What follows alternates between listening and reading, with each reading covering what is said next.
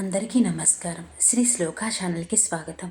ఈరోజు కార్తీక పురాణం 29వ అధ్యాయం కేదారేశ్వర వ్రతం గురించి తెలుసుకుందాం.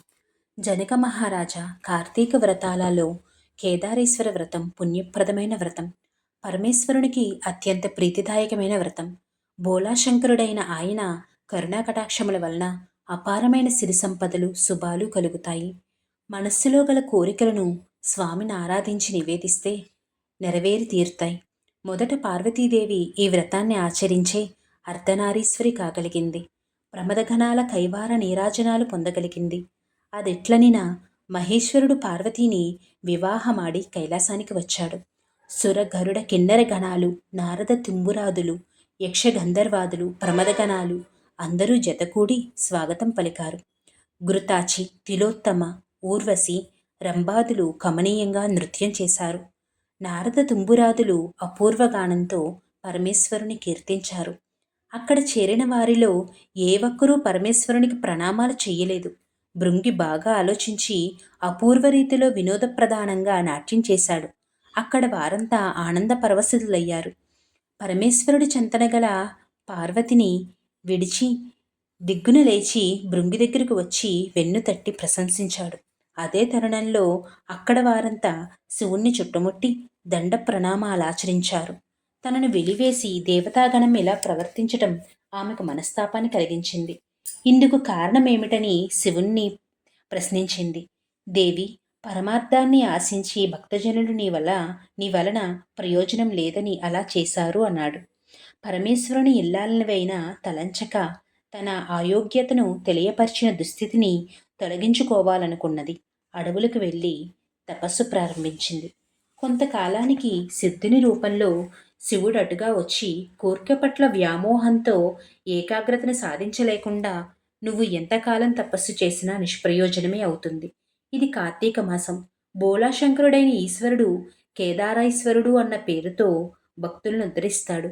దీనినే కేదారేశ్వర వ్రతం అంటారు. ఈ వ్రతం చేసేవారు నిష్ఠతో భక్తితో స్వామిని ఆరాధిస్తూ తమ కోర్కెను విన్నవించుకుంటే అవి నెరవేరుతాయి.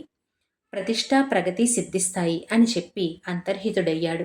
ఆ ప్రకారం పార్వతి తన కోర్కెను నివేదించుకుంటూ కేదార వ్రతమును చేసి శివుని అర్ధ శరీరాన్ని పొంది పరమేశ్వరుని అర్ధాంగి అయ్యింది. దీనినే కేదారేశ్వర వ్రతం కార్తీక నోము అంటారు. ఈ కార్తీక మాసం 4 సోమవారాల్లో 3వ సోమవారం కార్తీక పౌర్ణమి సుప్రసిద్ధమైనవి, సిద్ధిప్రదాయకమైనవి. మహారాజా, ఈ వ్రతం ఆచరించి సంపన్నమైన ఒక కుటుంబం కథను చెబుతాను విను. పూర్వకాలంలో వారణాసిలో ఒక నిరుపేద వర్తకుడుండేవాడు. అతనికి 2 కుమార్తెలు, 1 కుమారుడు. కుమారుడు పసివాడు. కుమార్తెల్లో పెద్దది భగీరథి, చిన్నది భాగ్యవతి. కుమారుడు భగీరథుడు. ఆ వైశ్య దంపతులు తమ సంతానంతో ప్రొద్దుగడవటమే దుర్భరంగా బ్రతుకుతూ ఉండేవారు. ఆడపిల్లలిద్దరూ అడవికి వెళ్ళి కట్టెలు ఏరుకుని వచ్చి గ్రామంలో వాటిని అమ్మి తెచ్చిన సొమ్ముతో ఆ కుటుంబం జీవనం సాగిస్తూ ఉండేవారు. భగీరథమ్మ, భాగ్యవతి కట్టెలు ఏరుకోవడానికి అడవికి వెళ్ళి వస్తూ మార్గంలో ఒక మర్రి చెట్టు నీడలో జరుగుతున్న కేదారేశ్వర వ్రతాన్ని చూశారు. వ్రత విధానాన్ని అడిగి తెలుసుకున్నారు. భక్తి ప్రధానమని చెప్పగా విని అక్కడే ఓ చెట్టు నీడను కూర్చుని పూజ చేసి ఇంటికి చేరుకున్నారు. ఆనాడు వారి కట్టెలకు సొమ్ము అధికంగా లభించింది. ఇదంతా కేదారేశ్వరుని కరుణాన్ని గ్రహించి తల్లిదండ్రులకు చెప్పి కేదారేశ్వరుడి వ్రతాన్ని ఇంట చేసుకోవటానికి తల్లిదండ్రులను అడిగారు. బిడ్డలారా, పూజా ద్రవ్యాలకు ధూపదీప నైవేద్యాలకు ఖర్చుగా చేయగల స్తోమత మనకు లేదు. ఆ మహనీయుని కరుణ కలిగినప్పుడు చేసుకుందామన్నారు. అలా కాదు, భక్తి ప్రధానమన్నారు. ఆ దేవుడు అనుగ్రహించిన ప్రకారం చేసుకుంటామన్నారు. సరే అన్నారు తల్లిదండ్రులు. ఆ రోజు ఉదయమే గంగానదికి వెళ్ళి శిరస్నానం చేశారు. పచ్చి మంచినీళ్లు కూడా ముట్టకుండా ఉపవాసం చేశారు. స్వామికి నమస్కరించుకున్నారు. అడవికి పుల్లలు ఏరుకోవడానికి వెళ్ళారు. వస్తూ త్రోవలో మర్రి చెట్టు ఆకులు, మర్రి పళ్ళు, మర్రి ఓడలు కోసి తెచ్చుకున్నారు. సాయంత్రం ఇంటి ముంగిట ముగ్గు వేశారు. పూజావేదికను అమర్చుకున్నారు. ఈశ్వరుడి చిత్రపటాన్ని పెట్టుకున్నారు. గణపతికి నమస్కరించుకుని పరమేశ్వరుని పూజించారు. స్వామి, మేము నిరుపేదలం. ఆ మర్రి ఆకులే ఈ తమలపాకులు అనుకో, ఈ మర్రికాయలే పోకచెక్కలు అనుకో, ఈ మర్రి పళ్ళే బూరెలు అనుకో, ఈ మర్రి ఊడలే తోరణాలు అనుకో అని స్వామి వారికి నివేదించి పూజ ముగించుకుని తీర్థం తీసుకున్నారు. చంద్రోదయాన్ని దర్శించుకుని చల్లగా చూడు తండ్రి అని మొక్కుకున్నారు. అనంతరం పుల్లలను అమ్ముకుని నూకలు తెచ్చుకోవాలని బయలుదేరారు. తమ తట్టలోని పుల్లలు బంగారు పుడకలై వారిని ఆనందాశ్చర్యాలతో అలరారజేశాయి. ఆ బంగారు పుడకల కారణంగా వారి స్థితిగతులు మారాయి. పరపతి ప్రతిష్ట పెరిగింది.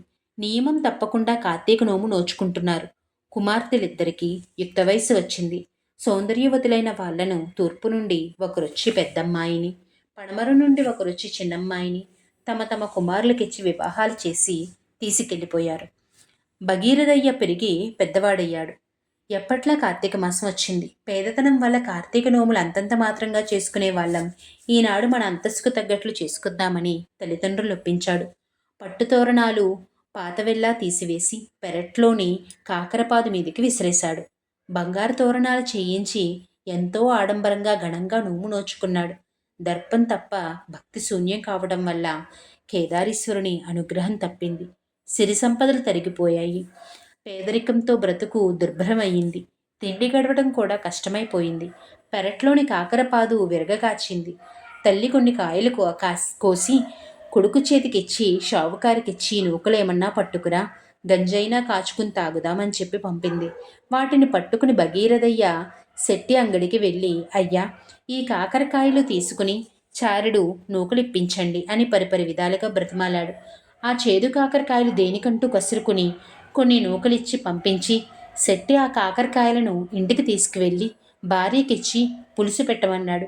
ఆమె వాటికి వంటకై తరిగితే వాటిల్లో నుండి నవరత్నాలు రాలిపడ్డాయి. ఈ అబ్బురానికి శెట్టి మురిసిపోయాడు. ఆ మర్నాడు భగీరథయ్య మళ్ళీ కాకరకాయలు పట్టుకుని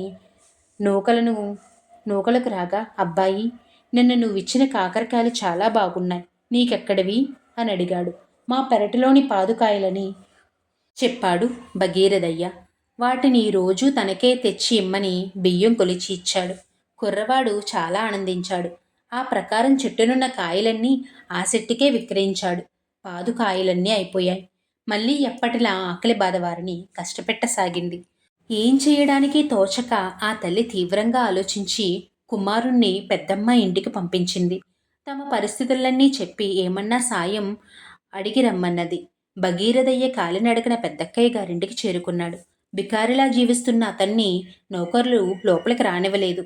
మేడ మీద తలారు పోసుకుంటున్న భగీరథమ్మ తమ్ముణ్ణి లోపలికి తీసుకువెళ్ళింది. తమ్ముడి వల్ల వారి దుస్థితి అంతా తెలుసుకుంది.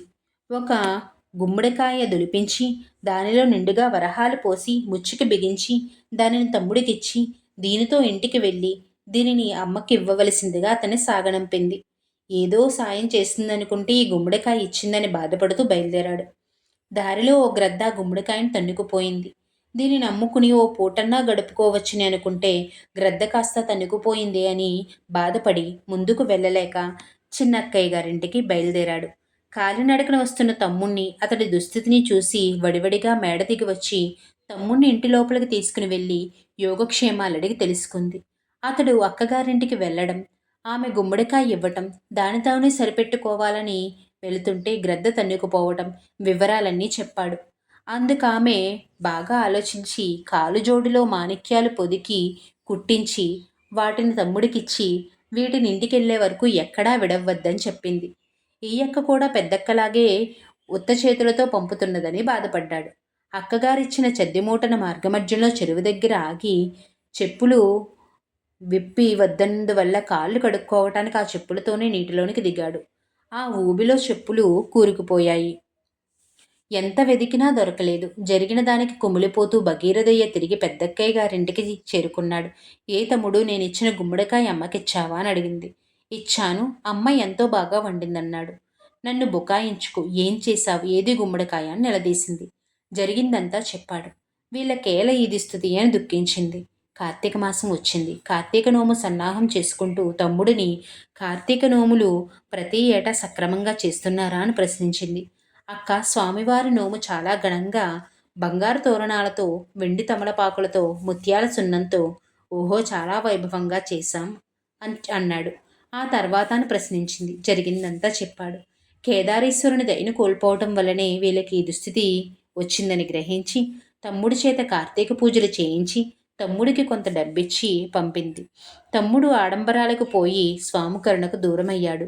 కుటుంబ సాంప్రదాయానుసారం ఈ వ్రతం చెయ్యాలి. అమ్మకు చెప్పి నోములు చేయించవలసిందిగా హెచ్చరించింది.